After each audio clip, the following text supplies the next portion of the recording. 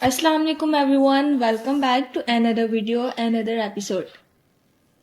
آپ کبھی ان سے دوبارہ ملی؟ کیا نام تھا ان کا؟ ملک یا مالک کر کے کچھ تھا۔ اس نے سمجھ کے اس بات میں سر ہلایا، اور نہیں، وہ دوبارہ کبھی نہیں آئے، نہ کبھی ان کا ذکر سنا۔ شاید سنا ہو لیکن دھیان نہیں دیا، کیونکہ اس نام کے بہت سے لوگ ہوتے ہیں۔ ویسے وہ دوبارہ کیوں نہیں آئے؟ کیونکہ وہ گلٹی تھے۔ اس نے مسکرا کے کپ لبوں سے لگایا۔ رامین نے نہ سمجھی سے اسے دیکھا۔ گلٹی کیوں؟ یہ ان کی ماں کا تھا۔ ایک مرد صرف اپنی ماں کو ہی بہادر عورت کہہ سکتا ہے۔ اس نے سیاہ فاختہ کو 2 انگلیوں سے چھوا اور انہوں نے اس کو ایک اجنبی لڑکی کو تھما دیا، حالانکہ یہ ان کی بیٹی کو ملنا چاہیے تھا۔ وہ اپنی بیٹی سے شرمندہ ہوں گے یا بہن سے، یا کسی ایسی لڑکی سے جو اس کی حقدار تھی۔ لیکن مجھے خوشی ہے کہ آپ نے اس بروچ کا لاکٹ بنا لیا۔ وہ مسکرائی۔ میں تو محبت کا انتظار کرتی رہی، ایک اچھا آپشن ملا لیکن وہاں شادی نہیں ہو سکی۔ وہ اداس ہوئی۔ شادی جس سے ہوئی وہ ویسا نہیں ہے جیسا سوچا تھا، نہ پھول لاتا ہے، نہ ایسے محبت کا اظہار کرتا ہے جیسے انسٹاگرام پہ کپلز کرتے ہیں۔ چند لمحے کے لیے لیونگ روم میں خاموشی چھا گئی۔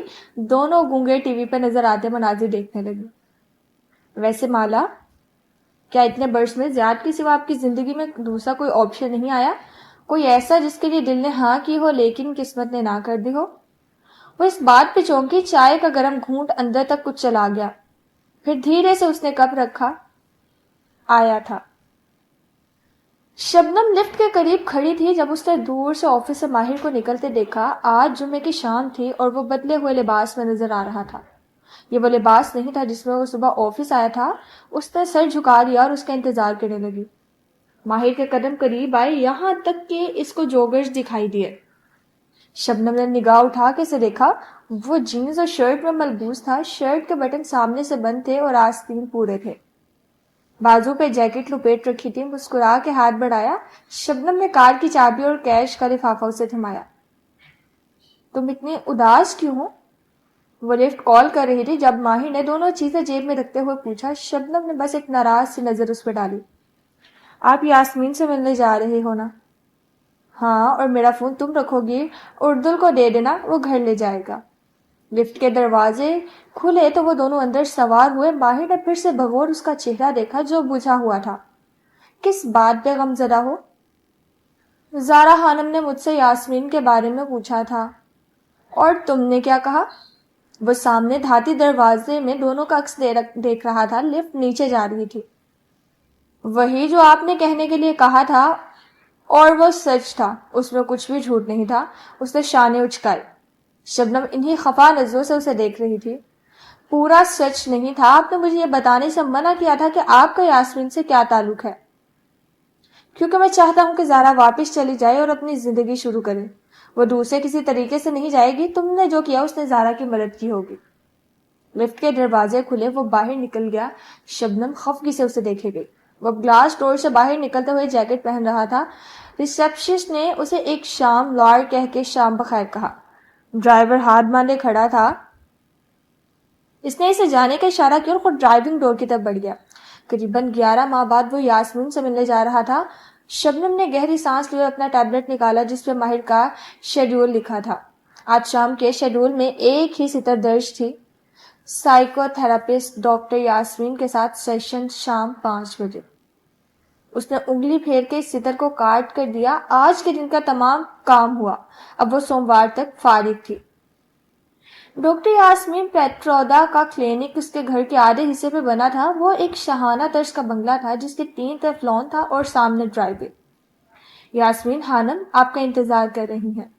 اندر بنے غیر رسمی سے استقبالیہ پہ بیٹھی لڑکی نے مسکرا کے کہا۔ اس نے جیکٹ وہیں سٹینڈ پہ لٹکا لی اور پھر جیسے گہری سانس لے کر بہت سی ہمت مجتمع کی دروازہ کھولا تو ایک نیا منظر کھلتا چلا گیا۔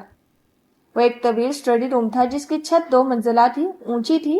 ایک طرف دیوار گرد بک ریک تھا جو کتابوں سے بھرا تھا، البتہ ان کے رکھنے کے انداز میں سلیقہ تھا۔ دوسری دیوار جو بیک یارڈ کی طرف کھلتی تھی چھت تک شیشے سے ڈھکی تھی اور ڈوبتی شام کی روشنی اندر آ رہی تھی۔ سامنے ایک لمبا سا لیدر کا کاؤچ رکھا تھا جس کے مقابل ترچھی کر کے ایک آرام دہ چیئر پڑی تھی۔ یاسمین اس وقت اسی چیئر پہ بیٹھی تھی۔ اس نے سنہری بالوں کی فرنٹ چوٹی میں باندھ رکھا تھا اور روسی نیلی آنکھیں جھکائے وہ کچھ کاغذات کو فلپ کر رہی تھی۔ نظر اٹھا کے اسے دیکھا اور مسکرا کے سر کو خم دیا۔ خوش آمدید۔ پھر کاؤچ کی طرف ابرو سے اشارہ کیا۔ وہ خاموشی سے چلتا ہوا لیدر کاؤچ تک آیا، تھوڑی جھکی ہوئی تھی، ایسے اسٹوڈنٹ کی طرح جو ٹیسٹ کے دن چھٹی کر کے کئی دن بعد اسکول آتا ہے۔ وہ کاؤچ پہ چپ چاپ لیٹ گیا، جوگرز کاؤچ کے ایک ہتھے پہ رکھے اور دوسرے ہتھے پہ۔ اب چھت لیٹے وہ چھت کو دیکھ سکتا تھا۔ چھت صاف تھی، کسی روشنی کے بغیر، روشنیاں دیوار پہ تھی، آنکھوں پہ زور نہیں پڑتا تھا۔ گزشتہ ایک سال میں تم نے کیا کیا؟ یاسمین نے ٹانگ پہ ٹانگ جمائے اور گھٹنے پر ایک نوٹ بک رکھ لی، دوسرے ہاتھ میں پین تھا، اب وہ بغور اس کو دیکھ رہی تھی۔ سب سے پہلے تو میں شرمندہ ہوں کہ میں اتنا عرصہ۔ نہیں، تم شرمندہ نہیں ہو، تم سے مجھ سے بھاگ رہے ہو، یعنی خود سے بھاگ رہے ہو، لیکن کیوں؟ وہ چھت کو دیکھ رہا تھا، پھر دھیرے سے آنکھیں بند کی۔ مجھے کسی سے محبت ہو گئی تھی یاسمین، اور پھر میں نے اسے کھو دیا۔ میں سن رہی ہوں۔ واو، دلچسپ آدمی ہے یہ کیف۔ کاش میری زندگی بھی اتنی تھرلنگ ہوتی۔ رامین نے جھرجھری لی، وہ تازہ چائے کے کپ لے آئی تھی اور ٹرے دونوں کے درمیان کاؤچ پہ رکھی تھی۔ میں نے جب بھی اس کو معاف کرنا چاہا، میرے سامنے اس کا ایک اور جھوٹ کھل کے سامنے آیا۔ مجھے ابھی تک انسانوں پہ اعتبار کرنے میں دقت پیش آتی ہے، کبھی کبھی زیاد پر بھی۔ لیکن کیا وہ آپ کے لیے کوئی جذبات رکھتا تھا؟ اس نے گہری سانس لے کر اس بات میں سر ہلایا۔ واقعی اس نے ایسا کہا؟ نہیں، لیکن میں جانتی ہوں ہم بچے نہیں ہیں رامین، ہم ایڈلٹس ہیں، اسی لیے وہ بار بار میرے پیچھے آتا تھا۔ لیکن پھر آپ کو اس سے محبت کیوں نہیں ہوئی؟ ہماری اچھی دوستی تھی، انڈرسٹینڈنگ تھی، لیکن کچھ تھا جو ہمیں ہمیشہ آپس میں ملنے سے روک دیتا تھا۔ کبھی شکوک شبہات آ جاتے، کبھی اس کے جھوٹ، بس ہر دفعہ کچھ نہ کچھ ہوتا گیا، یہاں تک کہ میرے دل میں موجود اس کی پسندیدگی بیزاری میں بدل گئی۔ میں اس سے نفرت نہیں کرتی، لیکن میں اس کے ذکر سے بیزار ہوں۔ ٹی وی اب بھی خاموشی سے چل رہا تھا، لیکن دونوں میں سے کوئی اس کی طرف متوجہ نہ تھا۔ وہ دیوار کو دیکھتی گم سم سی کہہ رہی تھی۔ ماہی اور سفورہ سے یہ سب کہنا مشکل تھا، رامین سے کہہ دینا آسان تھا۔ ایک دوسرے ملک میں ایک پرانی دوست سے مل کے یہ بات کرتے ہوئے لگتا تھا کہ وہ کسی اور کی کہانی سنا رہی ہے۔ کیا کبھی پچھتاوا ہوا کہ اس کے چھوڑ کے زیاد سے شادی کیوں کی؟ کبھی نہیں۔ اس نے دائیں بائیں گردن ہلائی، کیونکہ ماہر فرید کبھی میرے لیے ایک آپشن نہیں ہے۔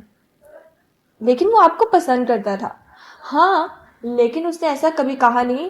ہمارے درمیان حالات کبھی ایسے نہیں ہوئے کہ بات یہاں تک پہنچتی۔ کیا اس نے آپ کی شادی روکنے کی کوشش نہیں کی؟ وہ حیرت سے اسے دیکھ رہی تھی۔ نہیں، اور اگر وہ ایسا کرتا تو بہت برا ہوتا، لیکن اس نے مجھے پانے کی بھی کوئی کوشش نہیں کی۔ جب میں اس کی حقیقت سے واقف نہیں تھی، تب بھی وہ مجھے چھوڑ کے استنبول واپس چلا گیا تھا۔ اس کے بعد بھی وہ ہر دفعہ آتا، اپنی صفائی دیتا اور واپس چلا جاتا۔ میں اسے کہتی کہ وہ چلا جائے اور وہ چلا جاتا۔ اس کے لیے مالا کو چھوڑ دینا بہت آسان تھا۔ اگر وہ کہتا کہ زیاد سے شادی نہ کرو، مجھ سے کر لو، تو کیا کرتی؟ مجھے نہیں معلوم، شاید میں سوچتی، شاید نہ سوچتی۔ مجھے وہ بیزار کرتا ہے اور میں کہتی تھی کہ وہ چلا جائے، اور وہ بس 1 منٹ میں چٹکی بجائے چلا جاتا۔ کیا اس نے کبھی آپ کی زندگی میں شامل ہونے کی کوشش نہیں کی؟ وہ حیران ہوئی۔ مالا نے یاد کرنے کی کوشش کی۔ نہیں، اس نے بس ایک ہی دفعہ کہا تھا کہ کاش ہم کسی اور حالات میں ملے ہوتے، اور کچھ نہیں۔ اسے صرف اپنی بہن کو ڈھونڈنا تھا۔ اپنی ماں کی ڈیتھ کے وقت میں اکیلی تھی، مجھے اس کی ضرورت تھی، لیکن وہ نہیں آیا۔ نہ اس نے کال کی، اس وقت زیاد میرے ساتھ تھا۔ کہا نا، مجھے چھوڑ دینا ماہر فرید کے لیے سب سے زیادہ آسان ہوتا تھا۔ تلخی سے کہتے ہوئے اس نے چائے کا کپ لبوں سے لگایا۔ میں اکثر سوچتا ہوں کہ اس نے میرے اوپر زیاد کو ترجیح کیوں دی۔ میں کسی بھی لحاظ سے اس سے کم نہیں تھا۔ اس کا انداز تلخ تھا، وہ چت لیٹا چھت کو دیکھ رہا تھا۔ یاسمین ساتھ ساتھ پیڈ پہ کچھ لکھتی جا رہی تھی۔ وہ خاموش ہوا تو اس کی آواز گونجی۔ اب میں کچھ کہنے جا رہی ہوں، جہاں غلط لگوں بتا دینا۔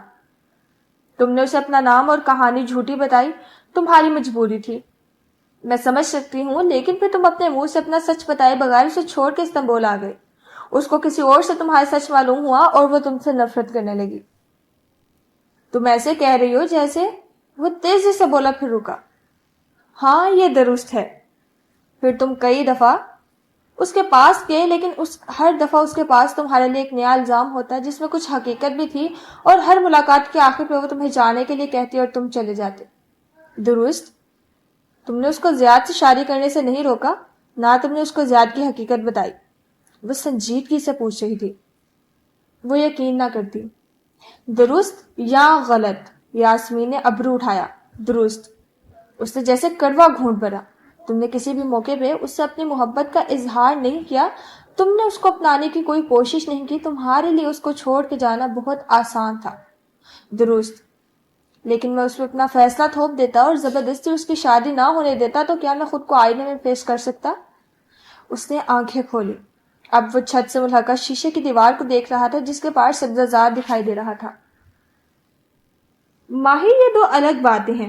تم نے بہت اچھا کیا کہ تم نے کسی لڑکی کے اوپر اپنی مرضی مسلط نہیں کی، بلکہ اسے اپنا فیصلہ کرنے دیا اور تم اس کو چھوڑ کے آ گئے۔ اس بات کو الگ رکھو۔ دوسری بات یہ ہے کہ تم اس کو تب بھی چھوڑ کے آ گئے تھے جب زیاد اس کی زندگی میں نہیں تھا۔ وہ خاموش رہا۔ تم اپنا سچ سنائے بغیر اس کو چھوڑ کے آ گئے تھے؟ اس نے زور دے کر کہا۔ درست۔ وہ جیسے تذبذب سے رکا۔ کیا تم نے کبھی خود کو ایک آپشن کے طور پر پیش کیا، یعنی تم نے کبھی اظہار محبت کیا؟ میں اپنی بہن ماہر، میں آج تک کسی ایسے مرد سے نہیں ملی جو کسی عورت سے محبت کرے اور اس کے پیچھے نہ بھاگے۔ اگر کسی مرد کو کسی عورت سے محبت ہو تو اسے فوراً سے اپنانا چاہتا ہے۔ مرد کو ہمیشہ جلدی ہوتی ہے۔ یاسمین نے رک کے غور سے اسے دیکھا۔ سوائے ایسے مرد کے جو اسے اپنانا ہی نہیں چاہتا۔ وہ خاموشی سے چھت کو دیکھے گیا۔ وہ صاف تھی، کورے کاغذ جیسی۔ یاسمین کی آواز اس کاغذ پہ تحریری لکھ رہی تھی۔ اب میں تمہیں اپنا تجزیہ دوں گی، شاید وہ تمہیں پسند نہ آئے، لیکن تم میرے پاس اسی لیے آتے ہو کیونکہ میں تمہیں ناپسندیدہ حقیقت بتاتا ہوں۔ وہ اسی پروفیشنل لیکن نرم انداز میں کہہ رہی تھی۔ تم اس کو تب بھی چھوڑ کے چلے گئے تھے جب اس کی زندگی میں زیاد نہیں تھا۔ تم کئی ماہ اس کی نوکری کرتے رہے، لیکن تم نے اسے کسی قسم کا تعلق استوار کرنے کی کوشش نہیں کی۔ تم نے جان بوجھ کے کبھی اسے اظہار محبت نہیں کیا، تم مسلسل اسے دور بھاگنے کی کوشش کر رہے تھے۔ ماہر فرید خاموش رہا، اسی لیے وہ 1 سال سے اس کے پاس نہیں آیا تھا۔ اسے یاسمین سے بہتر کوئی نہیں جانتا تھا۔ اس کے بعد تمہارے پاس کئی مواقع آئے جب تم اس کے لیے کوشش کر سکتے تھے، لیکن تم نے نہیں کی۔ میں نہیں کہہ رہی کہ اس کی شادی روک دے، لیکن تم نے اسے شادی کرنے کی کوشش بھی نہیں کی۔ تم کبھی بھی اس کو اپنانا نہیں چاہتے تھے ماہر، کیا میں درست ہوں؟ اس نے بہت سا تھوک نکلا مگر جواب نہیں دیا، بس چھت کو دیکھے گیا۔ میں نے تمہیں ہمیشہ سکھایا ہے کہ انسانوں کو ان کے فریم میں رکھ کے دیکھو۔ اگر تم اس لڑکی کے جوتوں میں خود کو رکھ کے دیکھو تو اس نے تمہیں کئی موقع دیے، لیکن تمہارا کوئی نہ کوئی جھوٹ یا فریب اس کے سامنے آتا رہا۔ تم نے کبھی معافی نہیں مانگی، تم چاہتے تھے وہ تمہیں کبھی معاف نہ کرے تاکہ تمہیں اس کو بتانا نہ پڑے کہ تم اس سے محبت کرتے ہو، کیونکہ اگر بات یہاں تک آئی تو تمہیں اس لڑکی سے شادی کرنی پڑے گی اور تم یہ نہیں چاہتے تھے۔ اس نے کرب سے آنکھیں بند کر لی۔ وہ بس چاہتا تھا کہ یاسمین خاموش ہو جائے۔ اس نے زیاد کو تم پہ ترجیح نہیں دی، تم کبھی اس کا آپشن ہی نہیں تھے، کیونکہ لڑکیاں کمٹمنٹ مانگتی ہیں اور تم ہر دفعہ اس کو چھوڑ کے فرار ہو جاتے تھے۔ ایسے شخص پہ کوئی لڑکی بھروسہ نہیں کرتی۔ اس کے برعکس زیاد نے بے شک بہت چالیں چلی، لیکن اس نے اپنی محبوب لڑکی کے لیے کوشش کی۔ اس نے اس کو پرپوز کیا، اس کو انگوٹھی پہنائی، اس نے کمٹمنٹ ظاہر کی۔ تم نے نہیں کی۔ میرا مسئلہ یہ نہیں ہے کہ اس لڑکی نے جس سے شادی کی وہ کتنا برا یا اچھا انسان ہے۔ وہ لڑکی میری کلائنٹ نہیں ہے، تم میرے کلائنٹ ہو۔ میرا مسئلہ یہ ہے کہ تمہیں پہلی دفعہ کوئی لڑکی ملی جو تمہیں اتنی اچھی لگی، پھر بھی تم اسے بھاگتے رہے، کیوں؟ تم خود بتا دو، تم مجھے پڑھنے میں اچھی ہو۔ اس کی آنکھیں بند تھی، اب ہر طرف اندھیرا تھا، صرف یاسمین کی آواز گونج رہی تھی۔ کیونکہ تم نے اپنی ماں کو دل سے کبھی معاف نہیں کیا۔ تمہاری ماں نے تمہیں ایک بہت بڑے ایموشنل ٹراما سے گزارا ہے۔ ہمارے ماں باپ بعض اوقات ہمارے اندر ایسے ٹراما چھوڑ جاتے ہیں جن کے آثیر ہمیں ساری عمر ڈراتے ہیں۔ رابیل نے جو کیا اس کے بعد سے تمہاری شادی اور محبت سے اعتبار اٹھ گیا۔ پھر شمس نے جیسے تمہیں ایک سائیکو پیشنٹ قرار دیا اور تم نے دیکھا کہ کوئی تمہارا اعتبار نہیں کرتا، سو تم نے اپنا اعتبار کرنا بھی چھوڑ دیا۔ اسی لیے تم نے کشمالا کو اپنانے کی کوشش نہیں کی، کیونکہ ایک ایک کر کے سارے رشتے تم سے کھو گئے اور تمہیں لگتا ہے کہ جو بھی میری زندگی میں آئے گا میں اسے کھو دوں گا۔ وہ بند آنکھوں سے بڑبڑایا۔ بالکل، اور چونکہ تم اپنا اعتبار نہیں کرتے اس لیے تمہیں لگتا ہے تم پہ کوئی اعتبار نہیں کرے گا، اور تم جس سے بھی شادی کرو گے وہ تمہارے ساتھ نہیں رہ پائے گی، وہ تمہاری ماں جیسی بن جائے گی یا تم اس کے لیے شمس بن جاؤ گے۔ کیا میں درست کہہ رہی ہوں؟ بند آنکھوں سے چہرے کو اسپات میں جنبش دی۔ تم میرا ذہن کیسے پڑھ لیتی ہو یاسمین؟ وہ دھیرے سے مسکرائی۔ اس کاؤچ پہ ہر روز میرے سامنے تمہارے جیسے بہت سے لوگ بیٹھتے ہیں ماہر، میں تمہیں اندر باہر سے دیکھ سکتی ہوں۔ جب تک تم اپنی ماں کو معاف نہیں کرو گے تم کسی لڑکی کو اپنے قریب نہیں آنے دو گے۔ اس نے آنکھیں کھولی اور چھت کو دیکھتے ہوئے ایک گہری سانس خارج کی۔ میں اس کو مس کرتا ہوں، جیسے اعتراف کیا۔ دور اندر میری خواہش ہے کہ اس کی اپنے شوہر سے نہ بنے اور وہ اپنی غلطی میں نادم ہو کے میرے پاس واپس آ جائے۔ نہیں ماہر، تم اندر سے یہ نہیں چاہتے کہ اس کا گھر خراب ہو۔ میں واقعی یہی چاہتا ہوں، غلط بات ہے لیکن ایسا ہی ہے۔ نہیں، تم سمجھتے ہو کہ تم یہ چاہتے ہو، لیکن وقت ثابت کرے گا کہ تم نہیں چاہتے کہ وہ دونوں الگ ہوں، کیونکہ اس کے شوہر میں جتنی برائیاں ہوں اس نے اپنی محبت کو پانے کے لیے کوشش کی ہے جو تم نے نہیں کی۔ وہ دونوں ایک ساتھ خوش رہیں گے، تم ان کی ایکویشن سے باہر ہو اور تمہیں اس حقیقت کو قبول کرنا ہوگا۔ پتہ نہیں۔ اس نے گہری سانس لی، پھر چہرہ قدرے موڑ کے اسے دیکھا۔ وہ گھٹنوں پہ نوٹ بک رکھے ہوئے تھی، اس کے ناخن پالش والے ناخن نوٹ بک کا کنارہ موڑ رہے تھے۔ میں کیا کروں یاسمین؟ خود سے سچ بولو اور اس لڑکی کو اپنے ہاتھ سے جانے دو۔ وہ پہلے ہی چلے گئی ہے۔ وہ اداسی سے مسکرایا، نظریں یاسمین کے ناخنوں پہ تھی۔ اس نے سرخ نیل پالش لگا رکھی تھی۔ لیکن تم نے اس بات کو قبول نہیں کیا کہ ضروری نہیں کہ اچھے لوگوں کو محبت بھی اچھے لوگوں سے ہو۔ لیکن وہ ہینڈسم نہیں ہے۔ وہ ماتھے پہ بل لیے بڑبڑائے۔ یاسمین کو سنائی نہیں دیا، چہرہ آگے کیا۔ کیا؟ ماہر نے سر جھٹکا۔ کچھ نہیں، وہ دفتن وہ ٹھہرا، نگاہیں اس کے ناخنوں پہ جم گئی جو نوٹ بک کے سرور کا کونا بڑو رہی تھی۔ اگلے ہی لمحے وہ کتاب کی تیزی سے سیدھا ہوا، جوتے فرش کو چھونے لگے۔ کتاب کا سرورک؟ کیا؟ وہ نہ سمجھی سے اسے دیکھنے لگی۔ وہ سرخ ٹکڑا کسی باریک کتاب کا سرورک کا کونا ہے۔ پھر جلدی جلدی وضاحت کی۔ حلال نے مجھے کچھ بھیجا تھا، وہ کسی کتاب کا حصہ ہے، مجھے وہ کتاب تلاش کرنی ہے، مجھے جانا ہے، سوری۔ وہ تیزی سے اٹھ کھڑا ہوا۔ یاسمین نے مسکرا کے نوٹ بک بند کی اور اس بات میں سر ہلایا۔ امید ہے تم مجھے کال کرو گے اور ہر ہفتے میرے پاس آؤ گے، غائب نہیں ہو جاؤ گے۔ تمام۔ وہ تشکر سے کہتا تیزی سے اٹھا اور دروازے کی طرف بڑھ گیا۔ اس کا دماغ تیزی سے کام کر رہا تھا۔ اسے اب وہ کتاب ڈھونڈنی تھی جس کے سرورک کا وہ ٹکڑا تھا۔ اگر اس کتاب کو تلاش کر لے تو وہ ہلال تک پہنچ جائے گا۔ یعنی تمہارا کوئی پچھتاوا نہیں ہے؟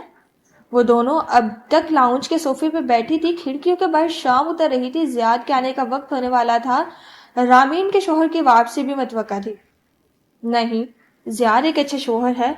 ہاں، وہ انسٹاگرام والے کپلز کی طرح نہیں ہے، وہ میرے لیے ہر روز پھول نہیں لا سکتا، اس کا موڈ خراب بھی ہوتا ہے اور ہماری کھٹپٹ بھی ہو جاتی ہے۔ یعنی وہ نارمل شوہر ہے، حقیقی شوہر جیسے شوہر ہوتے ہیں۔ رامین ہنس کے بولی تو وہ بھی مسکرا دی۔ ہاں، ہم ایک نارمل کپل ہیں اور مجھے اس سے کوئی شکایت نہیں۔ میں نے اپنی ماں کی بیماری اور ڈیتھ کا دورانیہ بہت وقت سے کاٹا ہے اور اب میں سب کو، اس جادوگر اور تعاقب کار سب کو پیچھے چھوڑ کے آگے بڑھ گئی ہوں۔ میں نے نئی زندگی شروع کر لی ہے۔ ویسے زیاد سے ماہر فرید کو کیا مسئلہ ہو سکتا ہے؟ رامین کی سوئی وہیں اٹکی ہوئی تھی۔ معلوم نہیں، لیکن اس کے منگیتر کے گھر والوں نے اس کے خلاف انجنکشنز آرڈر لیا تھا، یعنی وہ لوگ چاہتے تھے کہ قانون ان کو ماہر فرید سے تحفظ دے۔ تم نے کبھی زیاد کے منگیتر کے گھر والوں سے بات کرنے کی کوشش نہیں کی؟ آخر ان کی کیا کہانی تھی؟ اسے تجسس ہوا۔ نہیں رامین، یہ غیر اخلاقی حرکت ہے کہ میں زیاد کی پیٹھ پیچھے اس کے پرانے منگیتر کو کھوجوں۔ زیاد کو جو بتانا ہوگا خود بتائے گا، پھر وہ زیاد کا ماضی تھا۔ مجھے اس کا تجسس نہیں کرنا چاہیے۔ اور کیف رک کے تصحیح کی، یعنی ماہر۔ تو میں نے اسے معاف نہیں کیا، لیکن میرا دل اس کی طرف سے بیزار ہے۔ ویسے بھی اس سے کیا فرق پڑتا ہے، وہ استنبول میں رہتا ہے، ہم دو مختلف ممالک میں رہنے والے لوگ ہیں، سمندروں کا فاصلہ ہے ہمارے درمیان۔ میرا نہیں خیال کہ اب ہمارا زندگی میں کبھی سامنا ہوگا۔ فون بجنے لگا تو اس نے چائے کا کپ رکھا اور موبائل نکالا۔ मोहित की कॉल आ रही थी, उसने फोन साइलेंट करके एक तरफ डाल दिया। वो दोस्त के घर आई थी, मोहित से बाद में बात कर लेगी। वापिस रामीन की तरफ वजह हुई कि सिलसिला वहीं से शुरू करे जब मैसेज टोन सुनाई दी। मोहित का एक मैसेज आया था, क्या तुम और माही अगले माह के वस्त तक इस्तांबुल आ सकती हो? वह हैरान रह गई। क्यों, क्या इमरजेंसी है? उंगलियां टाइप करने लगी। मैं शादी कर रहा हूं।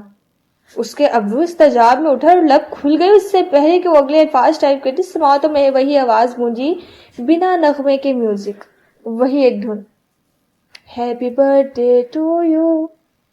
वो चौंक के दाएं बाएं देखने लगी। रामीन उस आवाज से बेखबर चाय के बर्तन उठा रही थी। ये आवाज करीबन 5 हफ्तों बाद सुनाई दी थी, हैप्पी बर्थडे टू यू। वो कमरा सफेद दीवारों से बना था। उसमें एक कैन के क्राउन वाला सिंगल बेड रखा था। सामने एक छोटी सी अलमारी और स्टडी टेबल बनी थी।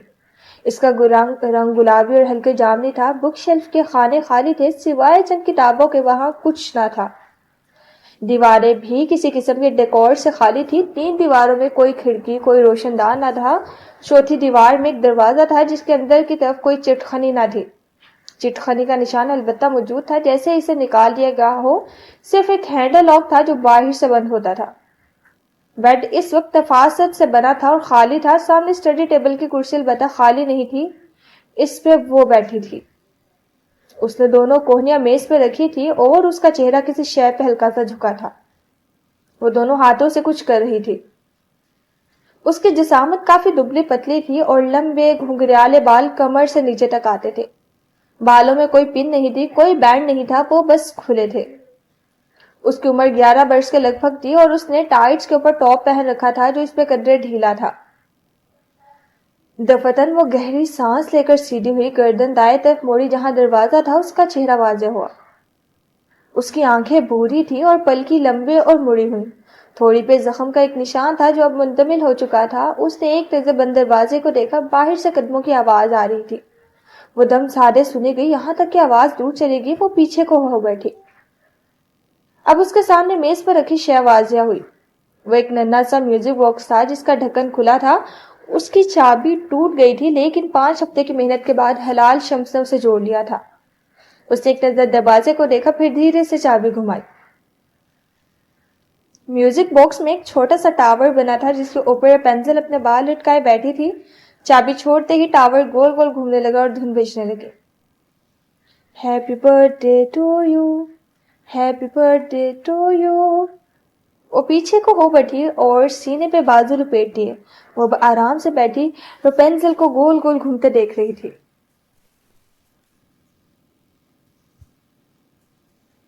स्टडी टेबल पे दीवार के साथ चंद सेंटेड कैंडल्स रखी थी और इनकी मोम काफी नीचे तक जा चुकी थी।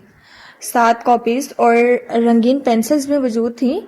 ऊपर बने शेल्फ में चंद बेतरतीब किताबों के साथ एक सुर्ख रंग की पतली सी किताब रखी थी जिसके सरवृक्ष से बहुत से फूल बूटे बने थे। उसके सरवृक्ष का कोना फटा हुआ था। वो बच्चों का नूरानी कायदा था। किस्त नंबर 12, हिस्सा 2। शक अमूमन पहुंचता है तब्दीली से जरा पहले, जब हर शय तबाह हो रही होती है और दुनिया अजीब वीरान सी लगने लगती है। शक तुम्हें आधी रात को जगा देता है। शक तुम्हें तब तक झंझोड़ता है जब तक तुम जान ना पाओ कि क्या गलत है। शक एक आवाज है, सर्द और सफाक, मंतक के जरिए तुम्हारा मजाक उड़ाती हुई, तुम्हें खुद को नादान महसूस कराती हुई। शक को परवाह नहीं होती कि वो कब और कहां जब लगाता है। अल्फाज हथियार बन जाते हैं और ख्यालात नेज़े। शक तुम्हारा दिल तोड़ देता है और तुम्हारा सांस रोक देता है और तुम कहते हो कि मुझे ना बताओ मौजज़ों के बारे में, मैं यकीन नहीं कर सकता जब तक मेरी आंखें देख ना ले। नामालूम। कई वर्ष पहले एक दफा का जिक्र है। वो सरमा की एक यख बस्ता रात थी। कंट्री साइड के दरख्त बर्फबारी के बायस सफेद हो रहे थे। उनके दरमियान में एक लकड़ी का कॉटेज, छोटा सा घर दिखाई देता था जिसकी खिड़कियां रोशन थीं और चिमनी से धुआं निकल रहा था। उसकी खिड़की से अंदर झांको तो सिटिंग रूम में एक बड़ा सा आतिशदान बना था जिसमें आग जल रही थी। लकड़ियों के सुलगने की बू में ब्राउनजी के गीले अमेजे की महक भी शामिल हो गई थी। आतिशदान के करीब एक कॉर्नर लैंप जला था जिसके साथ एक स्याह ونگ چیئر رکھی تھی. ماہر اس پہ یوں بیٹھا تھا کہ پیر لمبے کر کے اونومن پہ رکھے ہوئے تھے, گھٹنوں پہ کمبل ڈال رکھا تھا اور ہاتھ میں ایک دبیز کتاب تھی. اس کے سگار کا باکس قریبی میز پہ رکھا تھا. دفعتاً اس نے کتاب چہرے کے آگے سے ہٹائی, نگاہیں کچھ کاؤنٹر کی طرف بلند ہوئی. میں نے تمہاری نینی کا بندوبست کر لیا ہے لالی. کچن کاؤنٹر پہ بیٹھی ہلال کی اس طرف پوچھ تھی, لمبے گھنگریالے بال کھلے تھے. وہ گود میں رکھے ایک باکس کا گفٹ ریپر اتار رہی تھی. اس بات پہ چھونک کے گردن موری, بھوری آنکھوں میں حیرت در آئی. نینی, لیکن ماما اور پاپا نے منع کر دیا تھا. وہ اداس ہوئی, ریپر علیحدہ کرتے ہاتھ سست ہوئے. حلال کا نام لالی کب سے ہوا اور اس کو نینی کیوں چاہیے؟ ایپرن پہنے, پونی بنائے, جھجک کے براؤنیز کا امیزہ مکس کرتا بیربل پلٹا اور چھمبے سے باری باری دونوں کو دیکھا. پارک میں سب بچوں کی نک نیم ہے اور سب کے پاس نینی ہوتی ہے, مجھے بھی چاہیے. وہ ابرو اکٹھی کر کے خفگی سے کہتی واپس اپنا گفٹ کھولنے لگی. بیربل نے ماہر کو دیکھا, اس نے کندھے اچکا دیے. حلال کو جو چاہیے وہ ہم اس کو لے دیں گے. وہ کتاب واپس چہرے کے سامنے کر دی. اگر میں نے یہ فرمائش کی ہوتی تو ماہر فرید کا جواب ہوتا کہ اپنا پارک بدلو. وہ جل کے کہتا. اوون کی طرف بڑھ گیا. کچن میں بنی چوڑی کھڑکی کے باہر سفید رات پھیلی تھی. برف کے ننے ننے گالے گرتے دکھائی دے رہے تھے اور آس پاس بھی دور تک برف پھیلی تھی. یہ شہر سے دور مضافات میں بنا ایک چھوٹا سا لکڑی کا ویکیشن ہاؤس تھا. یہ کیا ہے ماہر بھائی؟ آرائشی کاغذ اتار کے اس نے اندر موجود ڈبہ نکالا اور ناز سمجھی سے اسے دیکھا. پہلی دفعہ ماہر افندی نے اپنی بہن کو کینڈل کے علاوہ کچھ دیا ہے, ہم بھی دیکھیں. وہ شدید جلا کٹا لگ رہا تھا. ایک افسوس بھری نظر اپنے گفٹ پہ ڈالی جو ایک طرف رکھا تھا, ایک بہت خوبصورت اور قیمتی ڈول. حلال نے اسے دیکھ کے ٹھنڈی سانس بھری اور ملامتی نظر سے اسے دیکھا تھا. حلال اب ڈول سے نہیں کھیلتی, حلال بڑی ہو گئی ہے. تب سے بیربل فرید کا صدمہ کم نہیں ہو رہا تھا. حلال سر جھکائے باکس کھول رہی تھی. کاؤنٹر سے اس کے پیر نیچے لٹک رہے تھے اور بال چہرے کے دائیں بائیں گر رہے تھے. Music box? اس کی آنکھیں چمکی. وہ ایک میوزک باکس تھا. ٹاور کے اوپر ایک سنہری چوٹی والی لڑکی بیٹھی تھی. اس کے بال ٹاور کی بنیاد کو چھو رہے تھے. حلال نے انگلی اس کے بالوں پہ پھیری, آنکھوں میں چمک دھر آئی, پھر اس نے چابی گھما کے چھوڑی. Happy birthday to you. Tower گول گول گھومنے لگا اور دھن سنائی دینے لگی. اس نے مڑی ہوئی پلکوں والا چہرہ اٹھا کے ونگ چیئر پہ نیم دراز کتاب پڑھتے ماہر کو دیکھا. یہ رپنزل ہے نا؟ کتاب پڑھتے ہوئے جھکی آنکھوں سے ماہر نے سر کو اس بات پہ جنبش دی, لبوں پہ مسکراہٹ دی. ٹیکنیکلی یہ بھی ایک ڈول ہے. بیربل جرا کے پیر پٹختا آگے بڑھ گیا. کیا آپ مجھے رپنزل کی کہانی سناؤ گے؟ وہ اب کاؤنٹر پہ رخ موڑ کے بیٹھی ماہر کو دیکھ رہی تھی. Just watch ٹینگلڈ. بیربل کی جلی کٹی بربراہٹ اونچی تھی. وہ ڈزنی ورژن ہے, میں تمہیں اصل ورژن بنا سکتا ہوں. اس نے کتاب لہرائی. حلال کی آنکھیں چمکی. اس نے میوزک باکس کاؤنٹر پہ رکھا اور جسٹ لگا کے نیچے اتری, پھر بھاگ کے اس کی ونگ چیئر تک آئی. ماہر نے کمبل ہٹایا, اس کے لیے جگہ بنائی. وہ صوفے کے بازو اس کے کندھوں کے درمیان فٹ ہو کے بیٹھ گئی اور سر اس کے کندھے پہ رکھ لیا. برادرز گریم کا ورژن قدر تلخ ہے, سنو گی؟ اس نے کتاب دونوں ہاتھوں میں پکڑ رکھی تھی, ایسی کہ ایک بازو حلال کے گرد سے گزار رکھا تھا. اس نے جھٹ سر اوپر نیچے ہلایا. کئی برس پہلے ایک دفعہ کا ذکر ہے. ساری کہانی ایسے کیوں شروع ہوتی ہے؟ کیونکہ رائٹر ہمیں یہ نہیں بتانا چاہتا کہ وہ واقعہ کب پیش آیا. اس نے کتاب کا صفحہ پلٹایا. رپنزل کی کہانی شروع ہوئی تھی خواہش سے. ریلی ماہر فرید؟ امیزہ مکس کرتے بیربل نے سر اٹھا کے اسے گھورا, لیکن وہ اس کی طرف متوجہ نہ تھا. وہ کتاب سے پڑھ کے سنا رہا تھا اور ہلال انگلی پہ گھنگریالی لٹ لپیٹی چھت کو دیکھ رہی تھی جہاں آتش دان سے جلتی آگ کا سایہ پڑ رہا تھا. ایک عورت اور اس کے شوہر کو ایک بچی کی خواہش تھی, لیکن ان کی یہ خواہش پوری نہیں ہو رہی تھی. اس جنگل بیاباں میں سالگرہ منانے کی کیا ضرورت تھی؟ یہاں بیکنگ کا مکمل سامان تک نہیں ہے. اب وہ بڑبڑاتے ہوئے کیبنٹس کھول بند کر رہا تھا. ان کے گھر کی عقبی کھڑکی سے ایک باغیچہ دکھائی دیتا تھا جو خوبصورت پھولوں اور جڑی بوٹیوں سے بھرا تھا. وہ ایک جادوگرنی کا باغ تھا. جادوگرنی کیا ہوتی ہے؟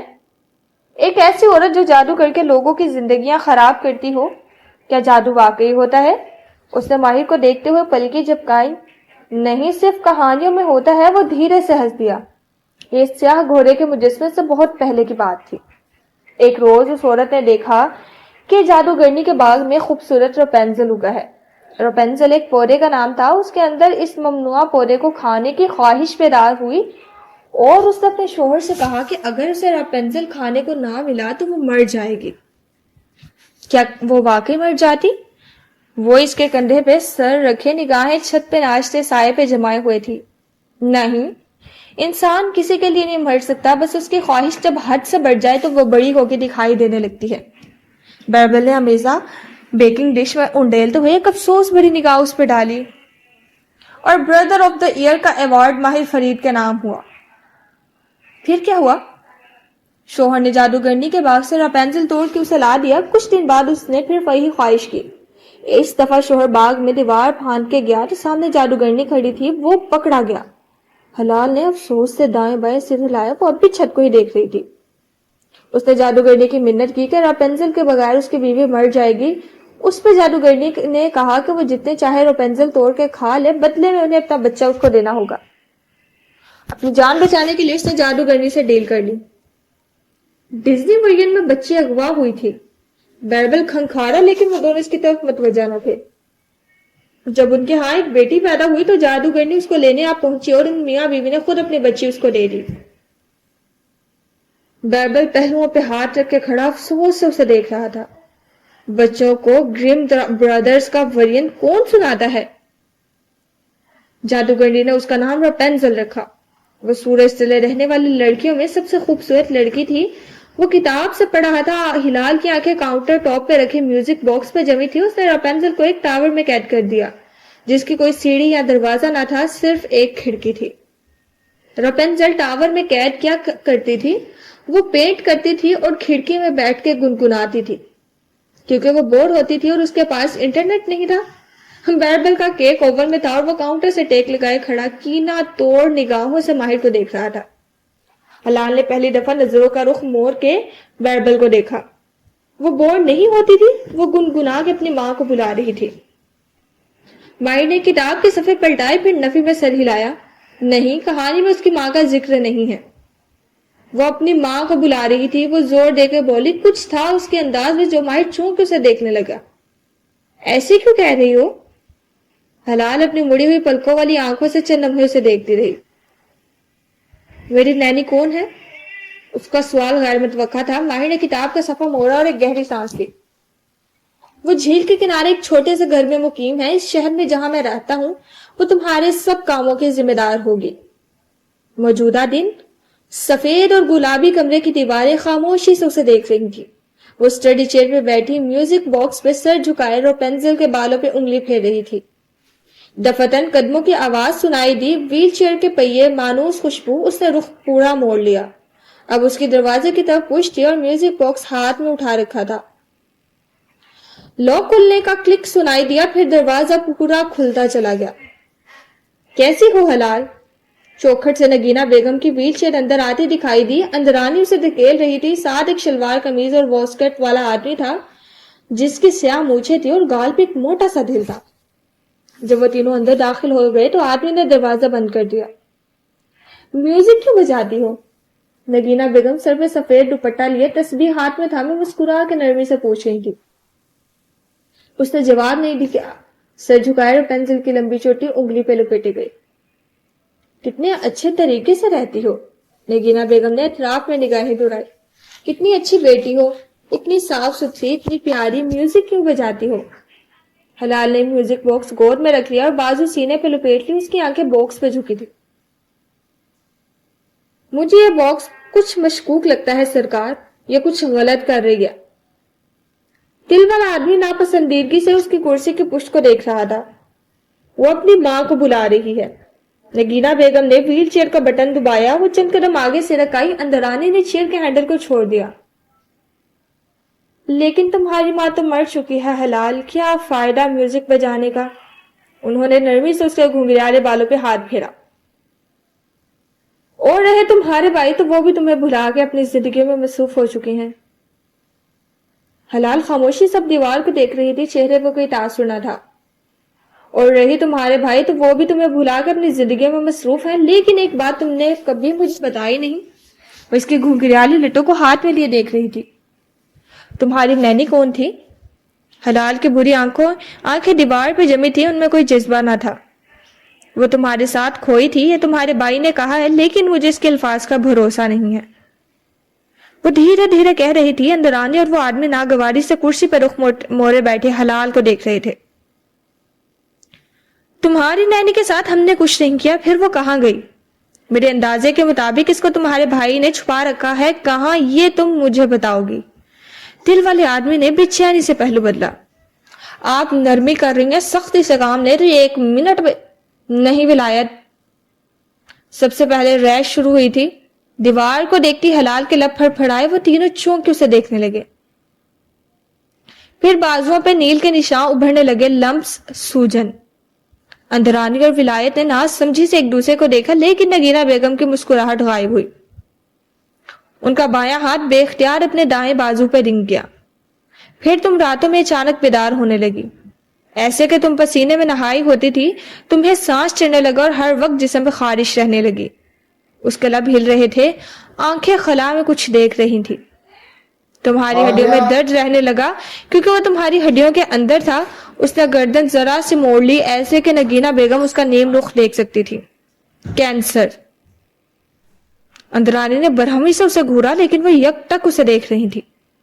وہ اب بھی تمہاری ہڈیوں میں ہے اور وہ بڑھتا جائے گا، تمہارا جسم ٹھنڈا پڑنے لگے گا، ہر وقت خارش ہوگی، بھوک نہیں لگے گی، تمہارا سانس مشکل ہو جائے گا اور پھر اسی طرح تم مر جاؤ گی۔ اس کے لہجے کا سرد پن نگینہ بیگم کے خون کو منجمد کر رہا تھا۔ تمہاری نینی کہاں ہے حلال؟ وہ بولی تو آواز کپ کپائی تھی۔ حلال نے چہرہ واپس دیوار کی طرف موڑ لیا، اب اس کے لب بند تھے۔ یہ ماہر فرید کی کوئی چال ہو سکتا ہے وہ نینی مر چکی ہو۔ ولایت نے سر جھکا کے ناپسندیدگی کی لیکن تعظیم سے کہا۔ موکل کیا کہتے ہیں سرکار؟ اندرانی نے سوال داغا۔ نگینہ بیگم نے گہری سانس لی۔ اگر وہ کم عقل اس قابل ہوتے تو آج ساری دنیا میں ہماری حکومت ہوتی۔ انداز میں افسوس تھا۔ وہ اتنا بتاتے ہیں جتنی ان کی عقل اور سمجھ ہوتی ہے۔ وہ کہتے ہیں کہ حلال کے پاس ایک نینی تھی۔ وہ کون ہے، کہاں ہے، وہ نہیں جانتے، صرف حلال جانتی ہے یا ماہر۔ اس کا پورا نام جانے بغیر وہ کچھ نہیں بتا سکتے۔ پھر انہوں نے حلال کے سر کی پشت کو دیکھا۔ حلال، صرف تم میری مدد کر سکتی ہو، مجھے اس کے بارے میں بتاؤ۔ کمرے میں سرد سی خاموشی چھائی رہی۔ چند لمحے یوں ہی گزر گئے، صرف ان 4 افراد کے تنفس کی آواز سنائی دیتی رہی۔ پھر نگینہ بیگم نے اندرانی کو اشارہ کیا، وہ ان کی ویل چیئرز موڑنے لگی۔ وہ اس شہر میں رہتی ہے جہاں میرا بھائی رہتا ہے، جھیل کے قریب ایک چھوٹے سے گھر میں، اکیلی، تنہا۔ وہ اب کرسی کو موڑ کے اسٹڈی ٹیبل تک لے آئی اور میوزک باکس پہ رکھا۔ اس نے ابھی تک آنکھوں کا رخ ان کی طرف نہیں کیا تھا۔ نگینہ بیگم کے لبوں پہ مسکراہٹ در آئی، انہوں نے اس بات میں سر ہلایا۔ میں اسے ڈھونڈ لوں گی ولایت، تحکم سے آواز دی۔ وہ فوراً جھکا۔ جی سرکار۔ حلال سچ بول رہی ہے، اس لیے آج سے تم حلال کا دروازہ لوک نہیں کرو گے۔ اگر وہ ان لوگوں کے پاس واپس جانا چاہے جو اس کو بھلا چکے ہیں تو اس کی مرضی ہے، حلال آزاد ہے۔ حلال اب سر جھکائے میوزک باکس کے ٹاور پہ انگلی پھیر رہی تھی۔ اگر وہ بھاگ گئی تو؟ دروازہ باہر سے بند کرتے ہوئے ولایت کا ہاتھ لاک تک گیا، پھر اس نے ہاتھ نیچے گرا دیا۔ انداز میں فکر مندی تھی۔ بے فکر رہو، حلال کبھی نہیں بھاگے گی۔ نگینہ بیگم مسکرا کے بولے۔ وہ مطمئن تھی۔ اندر سے ایک دفعہ پھر سے میوزک کی آواز سنائی دینے لگی تھی۔ اندرانی ان کی ویل چیئر دھکیلتے اب دور جا رہی تھی اور ولایت تشویش سے گھر ان کو جاتے دیکھ رہا تھا۔ Happy birthday to you کی ٹون اب دم توڑ چکی تھی، البتہ موبائل اسکرین پہ معید کا میسج ہنوز جگمگا رہا تھا۔ یہ اچانک سے شادی کا کیا قصہ ہے معید؟ گھر واپس آتے ہی معید کو کال کرنے سے پہلے اس نے گہرے سانس لیے تھے۔ اس وقت معید پہ بے انتہا غصہ آ رہا تھا، لیکن سانسوں نے غصے کو دبا دیا۔ جب مالا نے اسے کال ملائی تو لہجہ نرم اور پرسکون تھا۔ وہ میری کلاس فیلو ہے شفق، ماں کی ڈیتھ پہ بھی گھر آئی تھی۔ وہ قدرے کھسایا ہوا سا تھا، تم نے ملوایا ہوتا تو مجھے یاد ہوتا۔ وہ ہمارے گھر کے ساتھ فیلوشپ کے لیے استنبول آئی تھی۔ اب اس کے دادا بہت بیمار ہو گئے اور وہ چاہتے ہیں کہ ان کی شادی ہو جائے۔ ایمرجنسی میں سب کچھ ہو رہا ہے، اس کی فیملی یہیں آ رہی ہے نکاح کے لیے۔ تم پاکستان کیوں نہیں جا رہے؟ وہ یہاں کیوں آ رہی ہے؟ یار ہمارا سنگل انٹر ویزا ہے، فیلوشپ درمیان میں نہیں چھوڑ سکتے۔ وہ قدرے زج ہوا، اس کی فیملی کو یہ بہتر لگا تھا۔ اور تمہاری فیملی، ان کو بلانا ہے یا ان کے بغیر ہو جائے گا نکاح؟ اس کی آواز میں درشتی در آئی۔ مالا یار اتنی کیوں ٹپیکل ہو رہی ہو؟ وہ جھلا گیا۔ خود تم اور ماہی اپنی زندگیوں میں سیٹ ہو، تم دونوں نے اپنی مرضی سے شادی کی، اب تم مجھے سپورٹ کرنا چاہیے۔ معید، ہماری شادیاں ہمارے کلچر کو سامنے رکھ کے ہوئی تھی، ایسے نہیں کہ فون پہ اطلاع دے دی۔ ہم سپورٹ تب کریں گے جب تم ہمیں کچھ بتاؤ تو صحیح۔ تم نے ہمیں اعتماد میں لیے بغیر سب طے کر لیا۔ یار بتا رہا ہوں نا، مجبوری ہے۔ وہ دھیما پڑا۔ ماہی غصہ کرے گی جانتا ہوں، لیکن مجھے تم سپورٹ چاہیے۔ مالا نے گہری سانس لی۔ بہت سا غصہ سانس کے ساتھ فضا میں غائب ہوا۔ میرے پاس تمہاری سپورٹ کے سوا کیا آپشن ہے معید؟ یعنی تم آؤ گی؟ وہ جیسے خوش ہوا۔ ظاہر ہے ہم آئیں گے، اب تم ماہی سے بات کرو۔ تاکید کر کے اس نے فون رکھ دیا۔ سر میں درد ہونے لگا تھا۔ اپارٹمنٹ میں خاموشی چھائی تھی۔ زیاد ابھی گھر نہیں آیا تھا۔ وہ وہی لاؤنج میں بے چینی سے چکر کاٹنے لگی۔ معید سے آج 20 دن بعد کی تاریخ کا کہہ رہا تھا۔ شکر ہے کہ اس کے پاس امریکی ویزا تھا، جس کی بنا پہ وہ ترکی کا ای ویزا آدھے گھنٹے میں لے سکتی تھی۔ لیکن زیاد کو ویزا اپلائی کرنا ہوگا۔ اسے یاد تھا کہ جب ماں کی زندگی میں نگینا آنٹی ان کے گھر آئی تھی تو انہوں نے باتوں باتوں میں زیاد کے منگیتر سبرینا کی موت کا ذکر کرتے ہوئے بتایا تھا کہ زیاد اس وقت یوکے نہیں جا سکتا تھا کیونکہ اس کے پاس یوکے کا ویزا نہیں تھا۔ وہ اس وقت ڈائننگ روم میں کھانا لگاتے ہوئے ان کی گفتگو سن رہی تھی۔ یہ بات ذہن میں رہ گئی تھی، ترکی کا ویزا لگنے میں 2 ہفتے لگ ہی جاتے ہیں، اگر زیاد کا ویزا نہ آیا تو؟ وہ ٹہلتے ٹہلتے رک گئی۔ اس کا امریکی ویزا کئی برس پہلے لگا تھا۔ وہ 5 سال کا ویزا تھا۔ اس کی ایکسپائری ڈیٹ آنے میں 6 ماہ سے کم عرصہ ہوا تو اس کا ترکش ویزا نہیں لگ سکے گا۔ وہ تیزی سے کمرے میں آئی اور الماری کھولی۔ اندر ایک لاکر نصب تھا جس میں زیاد اور وہ اپنے پاسپورٹ رکھتے تھے۔ پاسپورٹ اسے معلوم تھا۔ اس نے جلدی سے ہند سے دبا کے لاکر کھولا۔ اس کا سبز پاسپورٹ پتلا سا تھا۔ زیاد کے 3 نئے پرانے پاسپورٹ ایک ساتھ اٹیچ تھے۔ اس نے تیزی سے اپنا پاسپورٹ نکالا اور صفحے پلٹائے۔ امریکی ویزے کی میعاد دیکھی، پھر گہری سانس کھینچی۔ اس کی ایکسپائری میں بھی بہت وقت تھا۔ مالا نے ایک صفحہ پلٹایا۔ اس کا غیر استعمال شدہ کینیڈین ویزا وہاں موجود تھا۔ لبوں پہ اداس مسکراہٹ در آئی۔ ماں اور اس نے ماہی کے بچے کی پیدائش پہ وینکوور جانے کے لیے ویزا لگوایا تھا، لیکن نہ جانے اب وہ اسے کبھی استعمال بھی کر سکے گی یا نہیں۔ اس نے اپنا دبلا پتلا پاسپورٹ واپس رکھا، پھر نظر زیاد کے پاسپورٹ پہ پڑی۔ 3 پاسپورٹ ایک ساتھ اٹیچ تھے۔ غالباً وہ بہت ٹریول کرتا تھا یا اس کے ایکسپائرڈ پاسپورٹ میں کچھ طویل دورانیے کے ویزے ہوں گے۔ اس نے یوں ہی وہ پاسپورٹ اٹھائے اور صفحے پلٹانے لگی۔ شاید زیاد کے پاس امریکی یا شینجین ویزا ہو جس کی بنا پہ وہ ترکی کا ای ویزا فوراً حاصل کر سکے۔ اگلے ہی لمحے اس کا ابرو تعجب سے اکٹھے ہوئے۔ اس نے صفحات آگے پیچھے الٹائے۔ زیاد کے پاس امریکی ویزا تھا، اس کے پاس شینجین ویزا بھی تھا، اور اس کے پاس 10 سال کا یوکے کا ویزا بھی تھا جو 6 برس پہلے لگا تھا۔ وہ ایک ایک کر کے صفحات پلٹاتی گئی۔ بہت سے ممالک میں دخول اور خروج کے وقت کی لگی مہریں اپنی تاریخوں کے ساتھ رقم تھی۔ زیاد اتنا سفر کرتا ہے اسے معلوم نہ تھا، لیکن یہ بات اتنی قابل حیرت نہ تھی۔ وہ یوکے انٹری اور ایگزٹ کے مختلف تاریخیں دیکھ رہی تھی۔ سبرینا کی موت جس سال ہوئی تھی اس سال زیاد 3 دفعہ یوکے گیا تھا۔ وہ اچھمبے سے پاسپورٹ دیکھ رہی تھی۔ اس نے مالدیپ یا سعودیہ کی فلائٹس کے دوران کبھی زیاد کا پاسپورٹ اندر سے نہیں دیکھا تھا، کبھی ضرورت ہی نہیں پڑی تھی، نہ کبھی زیاد نے اس کے سامنے پاسپورٹ کھولا تھا۔ بیرونی دروازے کا لاک کھولنے کی آواز آئی تو وہ چونکی، پھر تیزی سے پاسپورٹ واپس رکھے جلدی جلدی لاکر بند کیا۔ دل ایک دم زور زور سے دھڑکنے لگا تھا۔ وہ آئینے کے سامنے آ کھڑی ہوئی اور یوں ہی بالوں میں برش پھیرنے لگی۔ بدک مسکرانے کی کوشش کی، لیکن چہرے پہ چھائی تشویش کم نہیں ہو رہی تھی۔ السلام علیکم، وہ حشاش پشاش لہجے میں کہتا اندر داخل ہوا۔ اس کے کندھے پہ لیپ ٹاپ بیگ اسٹریپ سے لٹکتا تھا، آنکھوں پہ گلاسز تھے۔ وہ اسے دیکھ کے زبردستی مسکرائی۔ کیا ہوا، پریشان لگ رہی ہو؟ وہ بغور اس کو دیکھتے آگے بڑھ گیا۔ وہ آئینے میں اپنا عکس دیکھنے لگی۔ برش ابھی تک ہاتھ میں تھا۔ بنا اجازت کسی کا پاسپورٹ کھول کے دیکھنا ایک غیر اخلاقی حرکت ہے کشمالہ مبین، اس کے دل نے ملامت کیا۔ شاید نگینا بیگم کو غلط فہمی ہوئی ہو، بوڑھی بیمار عورت ایسی تفصیلات بھول سکتی ہیں، لیکن دماغ نے سرگوشی کی۔ وہ دن یاد ہے جب تم نے کیف کے کار سے نکلنے کے بعد اس کا والٹ کھولا تھا؟ دل نے تب بھی ملامت کیا تھا اور تم نے تب بھی درست کیا تھا۔